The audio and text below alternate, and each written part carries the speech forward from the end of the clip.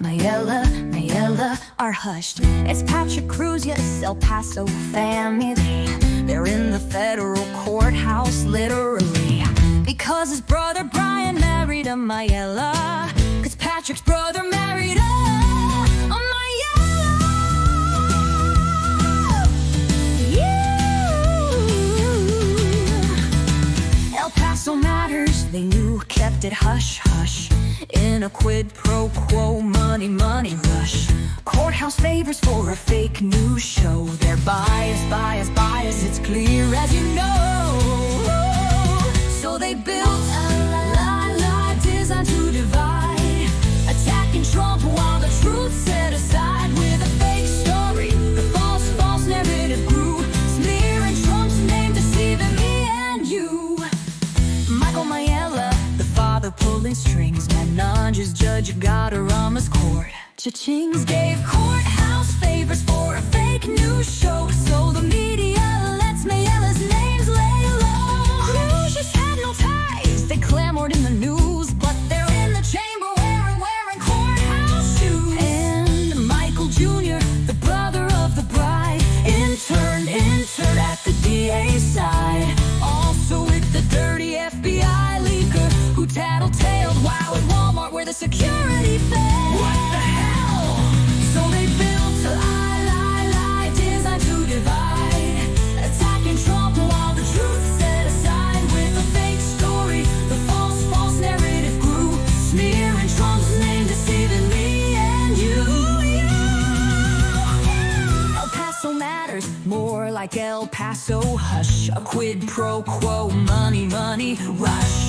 Courthouse favors for a fake news show. They're bias, it's clear as you know. With Bob Moore whispering lies in our ear, no truth, no integrity, year after year. They let it roll, they let the falsehoods fly, bury the truth while the real stories die. They painted Cruz as a hater of Brown, a fake white supremacist just to drag Trump down. Jr., the brother of the bride, interned at the DA's side. With the scars of Montoya and Nieto, the FBI leak a tattletale. Wow, and in Walmart where security failed. Where security failed. Security failed. Where security failed. Justice for Richard Halliday.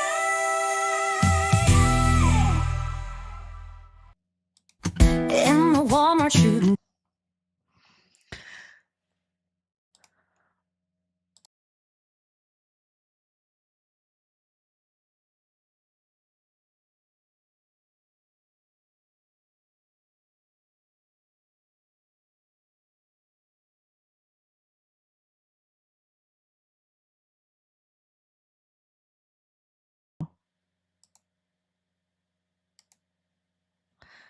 Wow.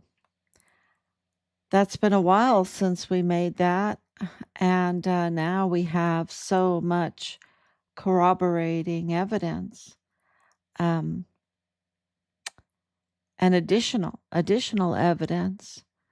Connell Wetton and the audio tapes, and of course the fuel theft, in addition to all the trafficking.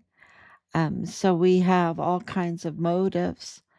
The connections with Argo Oil and Gas, with El Paso Matters, with the crematorium, with Beto O'Rourke, with his father-in-law, William Sanders, connection through Western Refinery with Paul Foster, and West Star Bank with Woody Hunt, and the evidence keeps piling up. And we're getting a lot of help now, aren't we? We're getting a lot of help because President Trump hasn't stopped. And he told us so, right? In the letters that he wrote us in August, we received 2 letters, one day after another. Can you imagine that, what happened in our family? We get this letter from President Trump, and we're just, confirming what the Board of Inquiry's decision was with Richard without remains.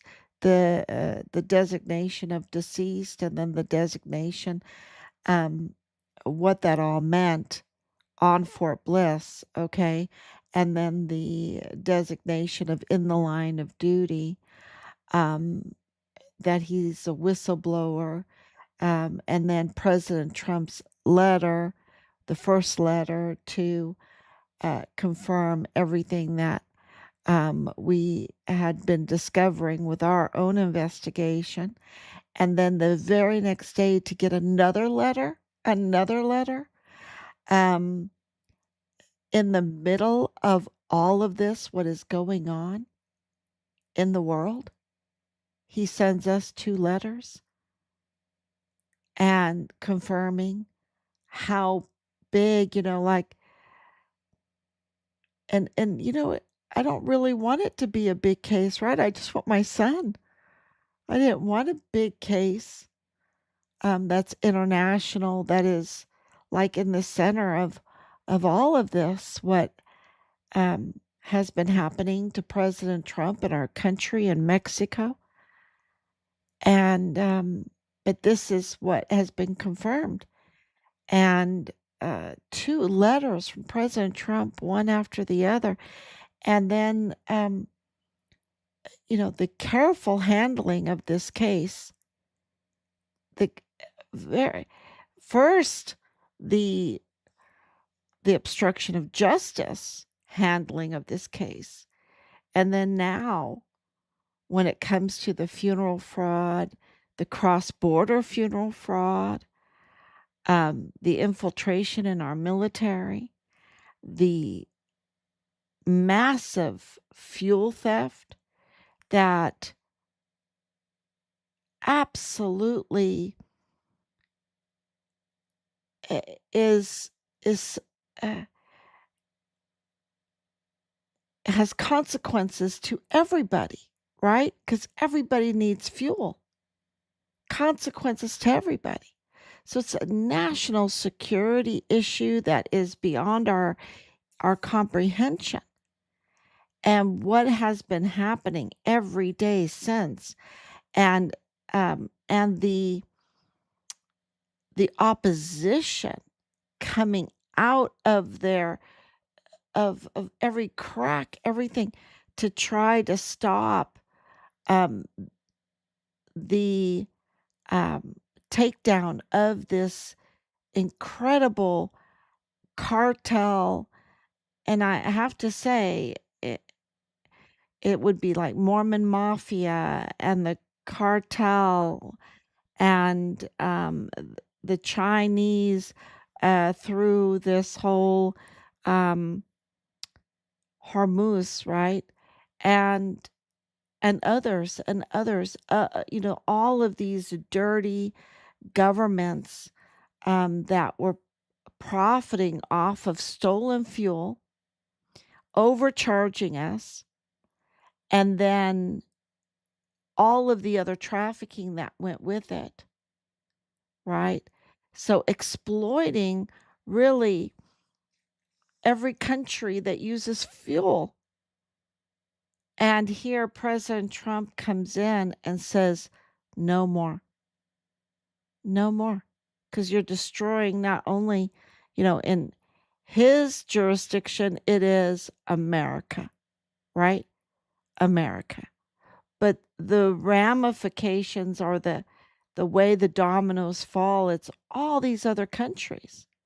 And you see this anger by these leaders that worked their way up to the positions that they have because of illicit funding, and illicit enterprises and pipelines and trafficking and all of that.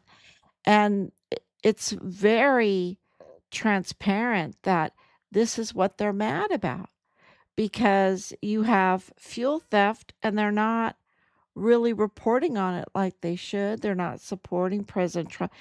No, they get very mad because he wants to build a bunker um, ballroom, right? The bunker ballroom onto the White House, or clean up the reflecting pool, or, uh, you know, clean up the crime in our nation's capital along with others. He would have done all the other big cities as well. But his jurisdiction is with Washington, D.C., right? And the other cities like Chicago um, and in California, Los Angeles and San Francisco, and that he wanted to clean up. New York, they refuse. They want the dirt. They want the crime. They want the homelessness. They want the drug addicts because they have monetized it. They have monetized it in criminal enterprises. And, to see all of this going on and then to get confirmations, to get evidence and confirmation and, um, I guess, a thumbs up, right? Corroboration that what we are discovering in our investigation is right. It's, um, it's really something. Those 2 letters from President Trump are just really something, you know? And then there's all these other things that have happened behind the scenes that we're not at liberty to mention, but give us indications of things that I can mention, um, about Richard's remains, about Richard's remains. And so, when you put the timeline together and the incidences, the events, the evidence, you see God's hand on this whole thing. That's what you see. And a good 80% chance. I think after today, it went up a notch, maybe 82, 83% chance of being able to recover our son's remains. That's huge. And we're getting there. We're getting there to where it's 100%.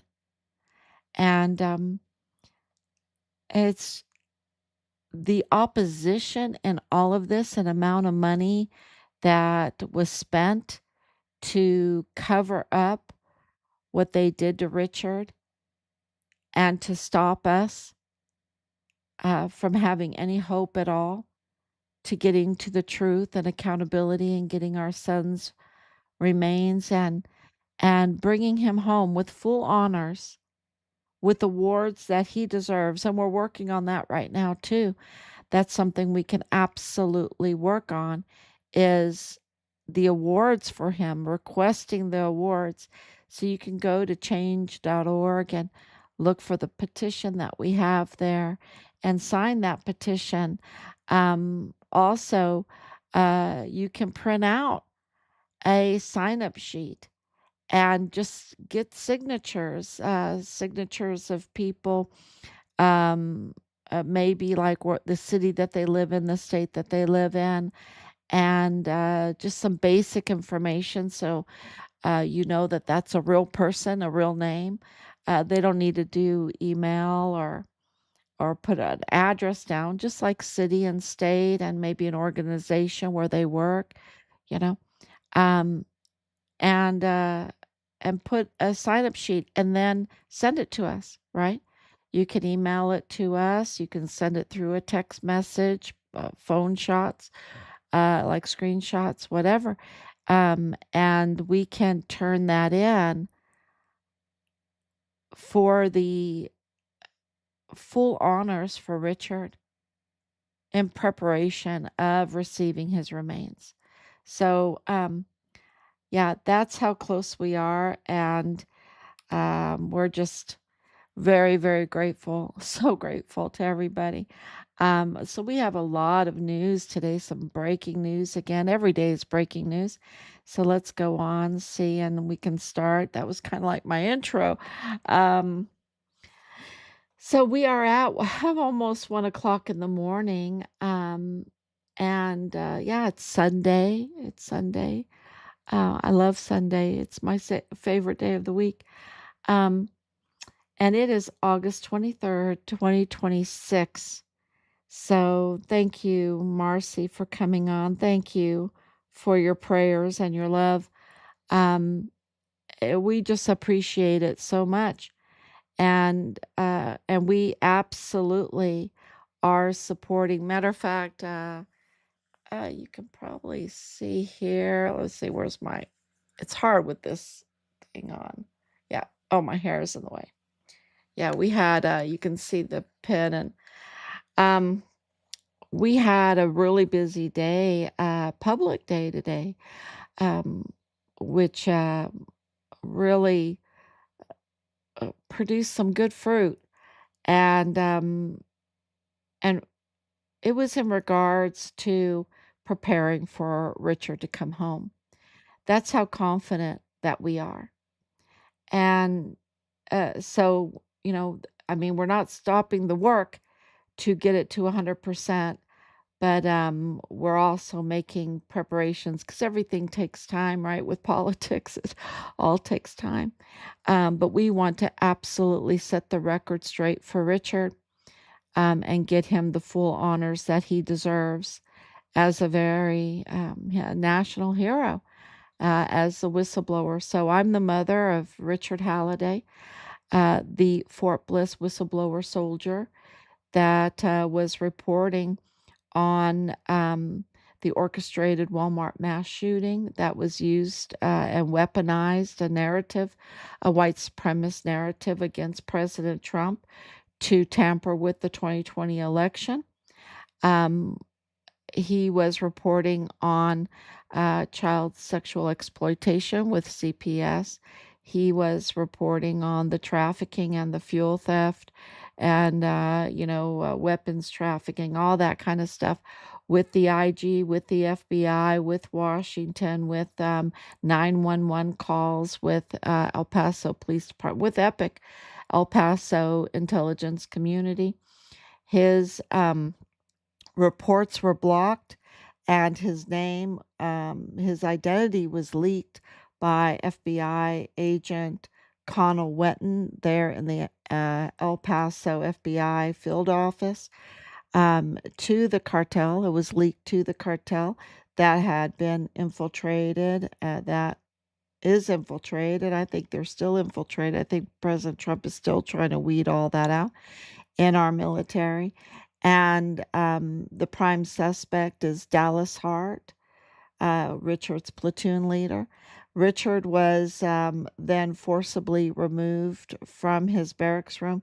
If you're wondering how that happens, there are reports out right now of renovations going on, and President Trump's new regulations over all the services about the barracks. And one of those is that it has to have a working lock and a working peephole.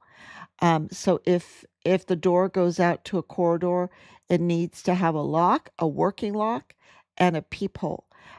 Because what was going on, and we know that, like in Asia Graham's case and many other cases, um, that a lot of the locks did not work, and you had no way of protecting yourself.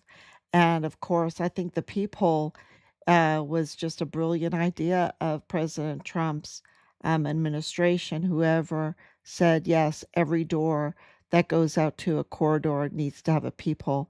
Um, oh man, that's really going to help a lot of the crime and put safety back into our barracks, because Richard was forcibly removed out of his room in building 2479 on Fort Bliss and taken downstairs to the basement room, which was the arms room.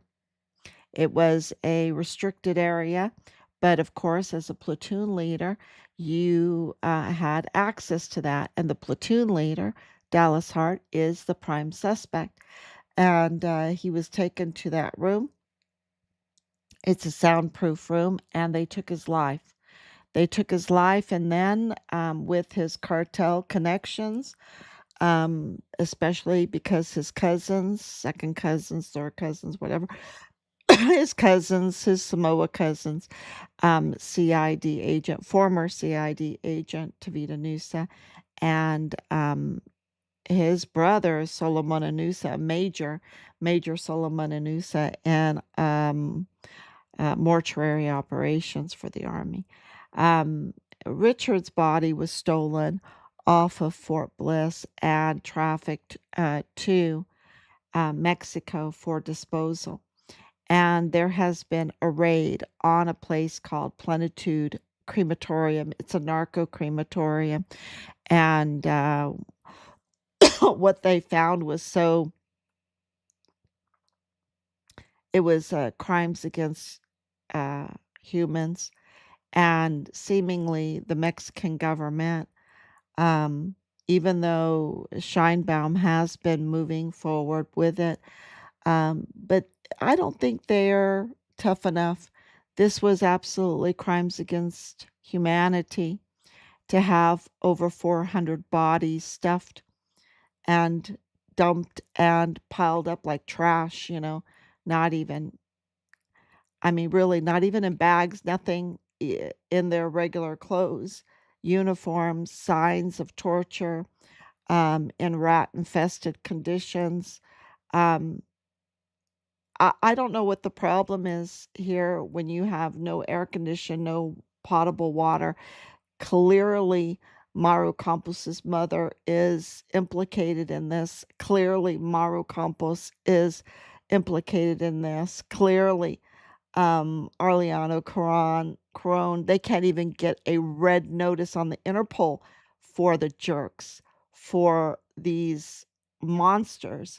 Um, Jose Luis, who paid a million to the judge for a bribe to get out, and now he's out. Now he's a fugitive, you know, and this is a place that had the flock cameras before we did, for years now, um, with the Pegasus software, with 10,000 cameras, all the security, all of the money going to security on that border. And you can't tell me they can't arrest Rosa Maria Purchase Arellano Caron and her sons, Rafael Arellano Caron and her other son, Jose Luis, who was there, um, caught red-handed, Arellano Caron, that are involved in this Huachical too, and with the cartel and everything, but own that kind of narco crematorium, and they can't even put a red notice out in Interpol. Are you kidding me? Uh, so and I'm grateful for the little bit that President Scheinbaum is doing, but that's it. It's just a little bit. Okay? It's just a little bit because Maru Campos is still the governor of Chihuahua and she should absolutely be arrested. And they go, "Oh, but she has immunity, blah blah." Well, if they wanted to do it bad enough, if they wanted to get to the bottom of this bad enough, they could do it. They don't care about the people. Um, this is just crime. I mean, they were giving plastic urns full of um, construction material as fake ashes. It's just disgusting. It's so criminal. And charging them for it, y'all. Charging them for it while they're charging, humanitarian aid for the bodies or selling their body parts out to universities or, their organs on the black market, you know, um, taking their babies and selling the babies on the black market. Uh, you know, What the heck is going on in Mexico that allows that to happen?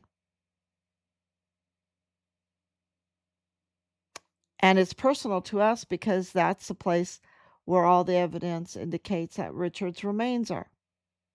And then they give the perpetrator, right, the one trafficking the bodies, the group of purchase, uh, who is, has his cemeteries, has his, and I'm talking about Salvador Purchase Jr., has his businesses down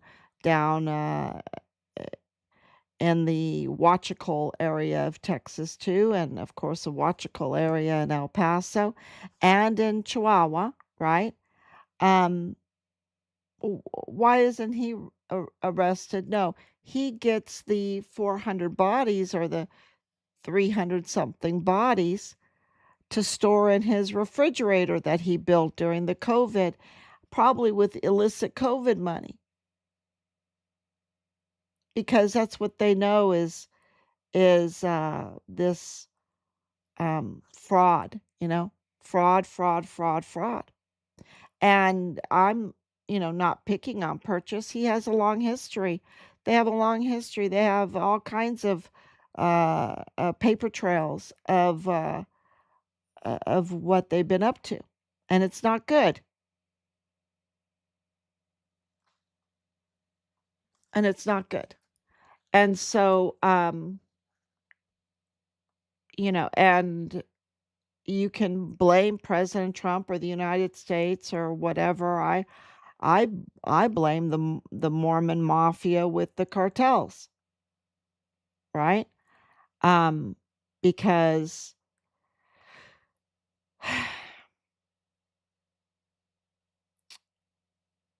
and how does a government handle that when you have all this money and they're buying off politicians or buying off judges, and then comes someone like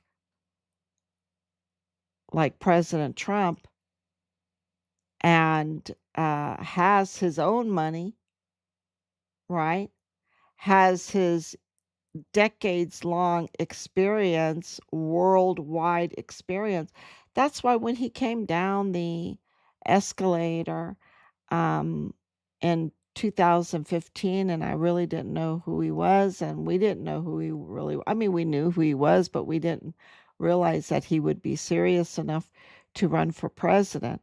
And so we, okay, whatever, Home Alone or his TV show or whatever.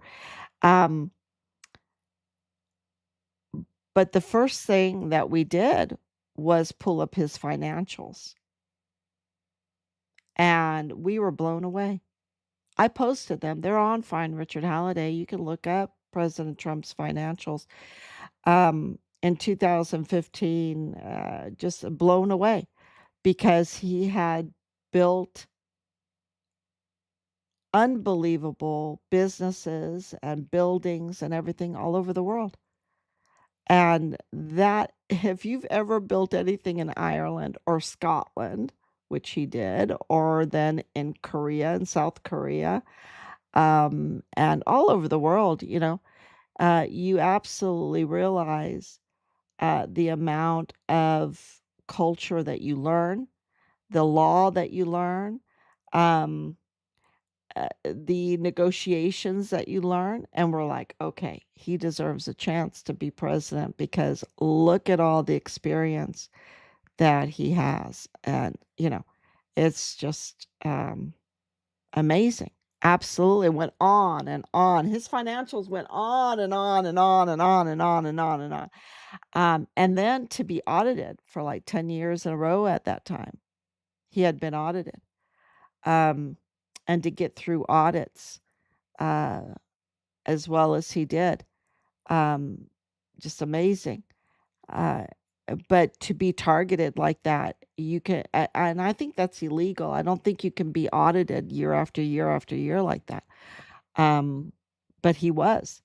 And so, that told us something too, that when you're over the target, when you are a threat to the establishment, that they will weaponize the government against you. And um, we thought that then, and now after uh, you know a decade, more than a decade, we absolutely know that that is right. That they weaponized everything against him, and now um, they're still doing it. It's really media. Media is what's really being, of course, there's saboteurs to try to bring the economy, down so that it won't be successful under President Trump. You see that everywhere that they're fighting him. To make the world a better place. They don't want the world to be, they want it to be like Plenitude Narco Crematorium with a bunch of dead bodies and rat infested while they're extracting organs and babies and illegal funds and fraudster funds and whatever. That's the world they want. The opposition. The opposition. So I don't understand why there hasn't been more of a reaction to this crime against humanity that happened in Chihuahua, Mexico, um, under Maru Campos, right, and her mother, with blood on their hands. And I know it was happening before her too, but her mother was in there, right? She was part of this whole process, you know. Um, absolutely. So let's talk about the news. We have, proof. There's proof that President Trump is, using everything that he can, every piece on his chessboard, right? He's using every piece on his chessboard to fight against this Mormon mafia cartel network, right? A terror network, a terror organizations operations, and infiltrations. There needs to be a song about the Mormon mafia and cartel terror organization operations infiltrations.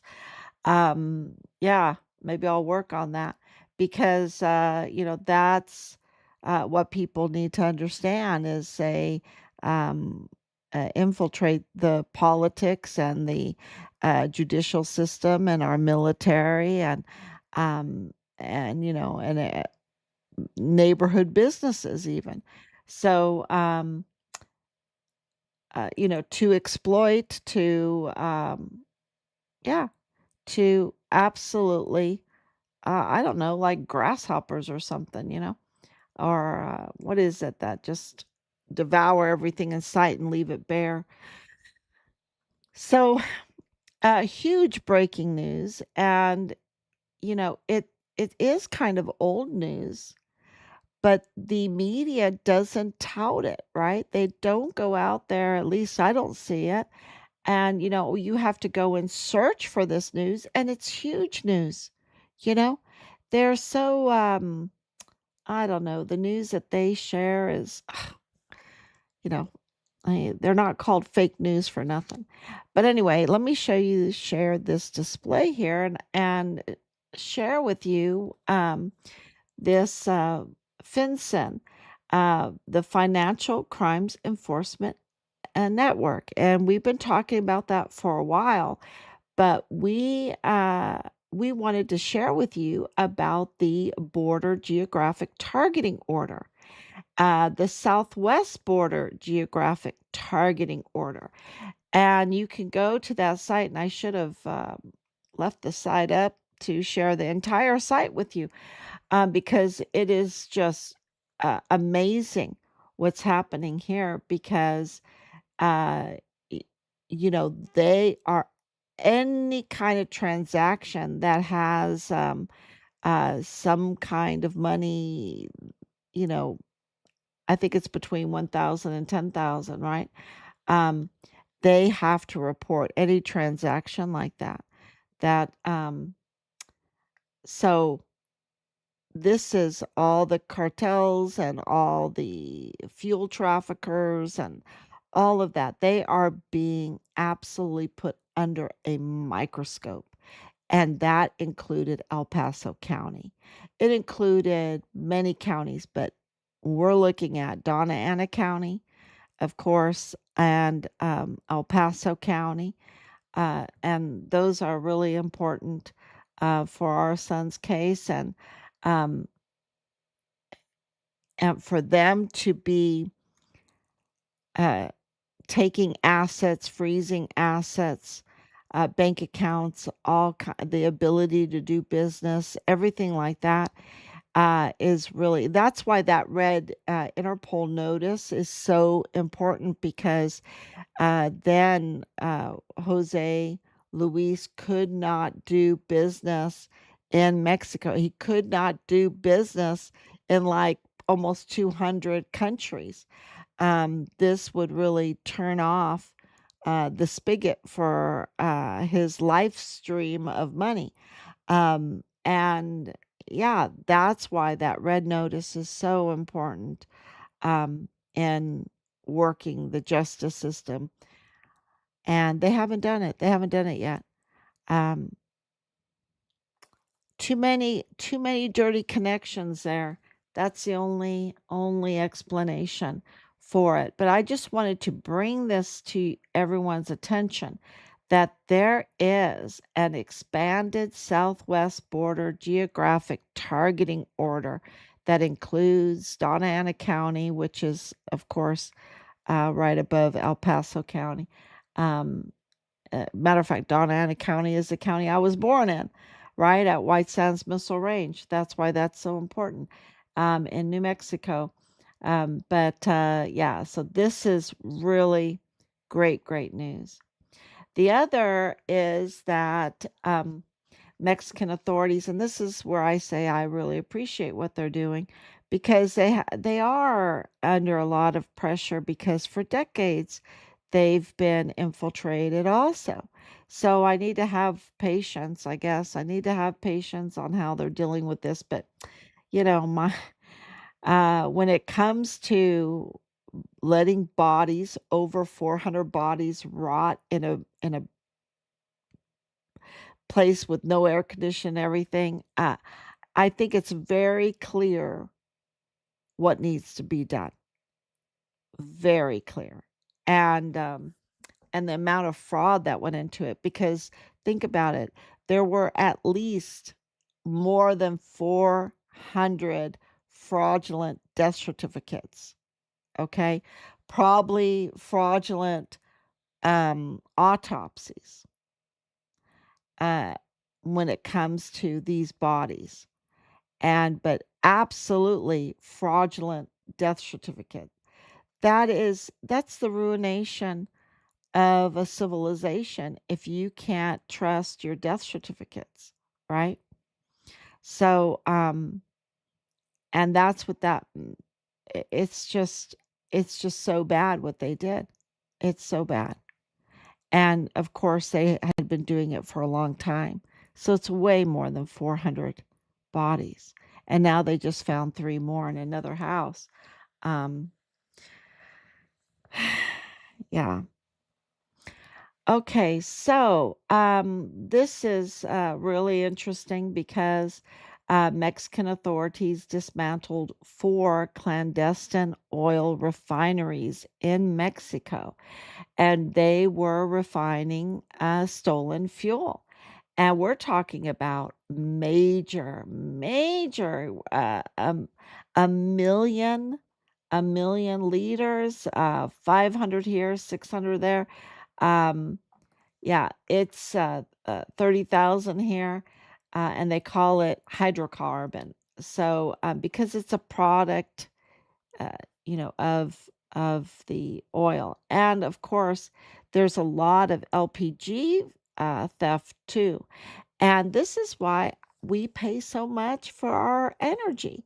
And if we pay that much for our energy, then that's why food costs so much and everything else costs, because everything is attached to the price of fuel.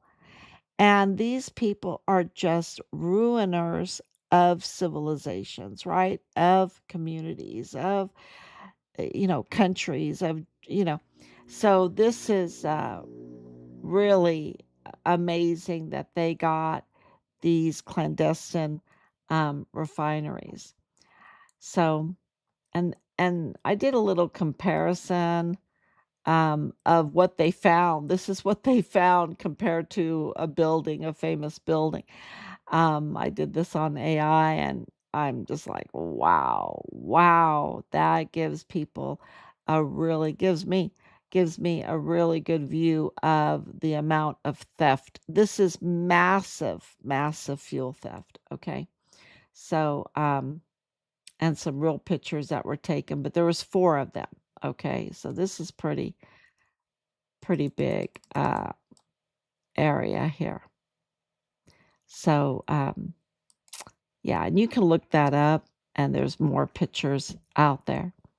So, okay, and then, so we know that there's a lot of fuel theft. We know that there's Mexican naval admirals involved in this fuel theft.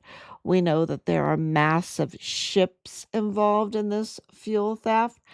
And so we have President Trump, one of the very first things he did when he got in after he declared some of these cartels, specialized designated terroristic organizations, right? Or foreign terroristic organizations and specially designated terroristic organizations. After he did that, one of the very first things that he did was change the name of the Gulf of Mexico. And everybody was like, incensed with that, or some people were, uh, insulted by that, and, really went after him for doing that, and calling it the Gulf of America. And now I think evidence has come out. There is evidence out there, y'all. Um, a paper trail of evidence that explains why he did it. It was absolutely strategy, legal strategy to stop the fuel theft. And most of that is from Pemex, a lot of Pemex fuel. I mean, I'm sure a lot of premium basin has been stolen, the Delaware basin too. And of course, down there, what is that basin called that's right on the Gulf? But,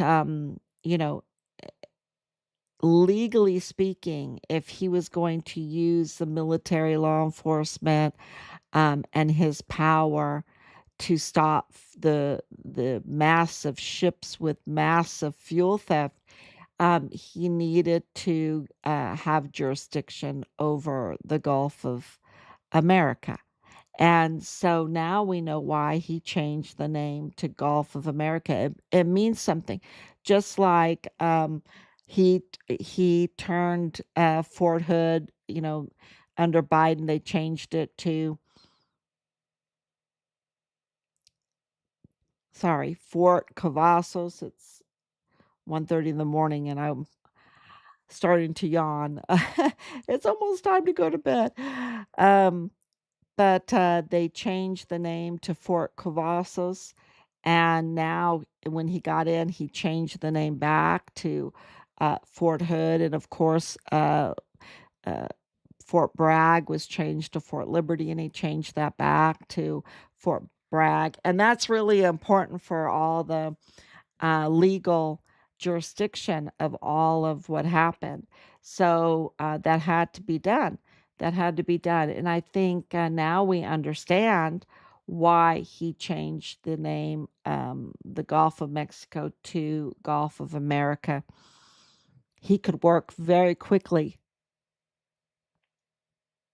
in stopping the this fuel theft here. So yeah, I just think that's brilliant. Then we had a huge victory today, huge, and I wish I was like, I probably should have um, slept a little bit more last night, but I was up really late last night. Um, there's just no time to sleep. There's so much going on, and so much life to live. Right? There's so much life to live, and freedom to fight for, and people to meet, and um, yeah, and then we get this amazing victory, and that is that the Stars and Stripes editor in chief, or whatever you call this dude here, editor in chief, um, and I just don't have any respect for him at all. So but I'm still being very nice, okay, because of what he's done to our military by his fake reporting. And I take it very personally because they fake reported on Richard. It was the first fake reporting on Richard, totally fake. And we called them, we talked to them, and they would not retract. They would not set the record straight for Richard at all. I mean, that's how evil this guy is. And now he's whining because he was fired by the Pentagon. The Pentagon controls about 60% of the money that goes into Stars and Stripes. So they work for the Pentagon. The Pentagon has the say so. And he was rightfully kicked in the butt out the door. Out the door. And now he's getting on news and whiny, sorry. And the amount of money this dude got for smearing our soldiers, because I can't tell you how many parents called me about these terrible, terrible stories in Stars and Stripes about their soldiers, because it seemed like every whistleblower, everyone that stood up to the trafficking and the criminal activity in our military was being smeared, at their death, um, not telling the story properly. So, I have no, uh, you know, and I'm still being very, very nice. I'm still being very, very nice to this creep. And he's a total creep. And of course, it was Rose Thayer that we talked to. But he had the last say so, right? He's the editor in chief. And of course, there's two others that the publisher that was fired, kicked out on their butt too, and rightfully so. And I think Rose there, maybe she'll have a chance now to set the record straight, because she wrote just a horrible smear on Richard. That was false. That was fake. That was not true. And it really, really obstructed justice, obstructed finding Richard, finding what happened to Richard. Um, this is after Richard was murdered, and nobody knew really what happened to Richard. And he was murdered on Fort Bliss. And she's writing this really fake story with the family, telling her it's fake, right? And and she wouldn't do it. She would not. Of course, she couldn't get it by this creep editor in chief. So this is a huge victory, and I can't wait till Bob Moore is kicked out on his butt too. Really, he needs to be in prison. He needs to be in prison. Boy, that because what they've written and how they write it, they're very devious, because the way they write it really alludes to certain things. They do this hypnosis. They're trained on how to do that, right? And they do this hypnosis and of the public's thought on a certain story right from the first, like, not even 10 words. And what they did to Richard, it's just a total smear. And they do that to President Trump all the time. They did it with the whole white supremacy. They don't cover the Mayella and Crucius family connection with the orchestrated Walmart mass shooter, right? They don't explain all that.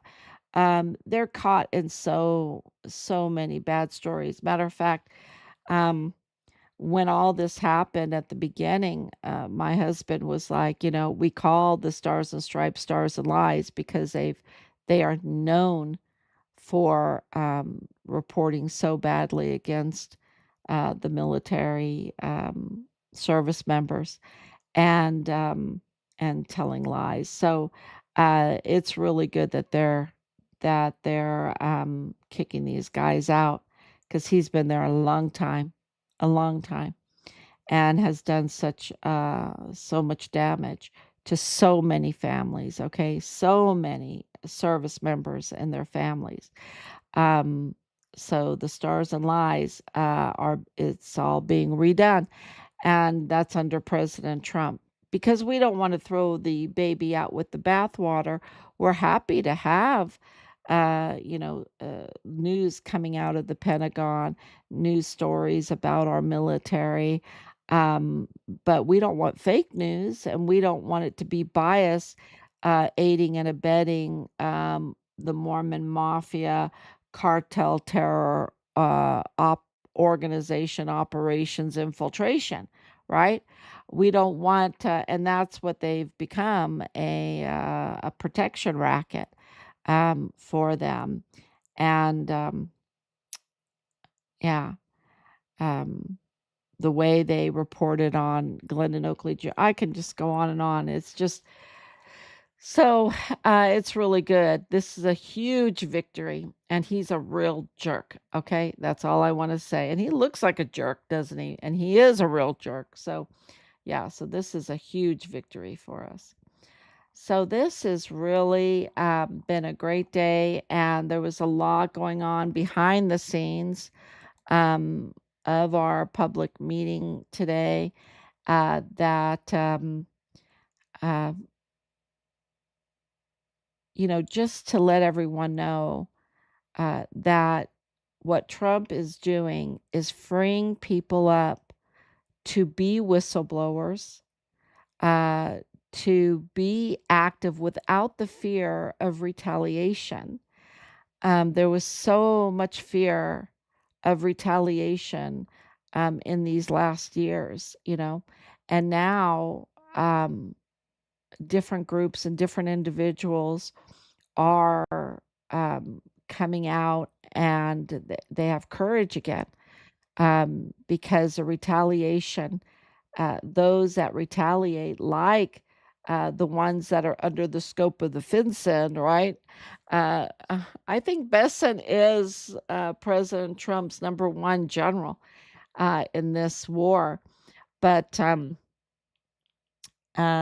they're losing their power, and losing their power means they don't have the power to retaliate like they used to. I mean, it's still there, but they have been diminished quite a bit. And of course, their media is not trustworthy. They can blow hot air as much as they want, and people know it's hot air now. So a lot of people do. So you know, so the people are we're getting a lot of help. That's my point. We're getting a lot of help, a lot of courageous help, a lot of people willing to stand up for our veterans now that have been targeted, and of course for our son. And so, and that's my message for today.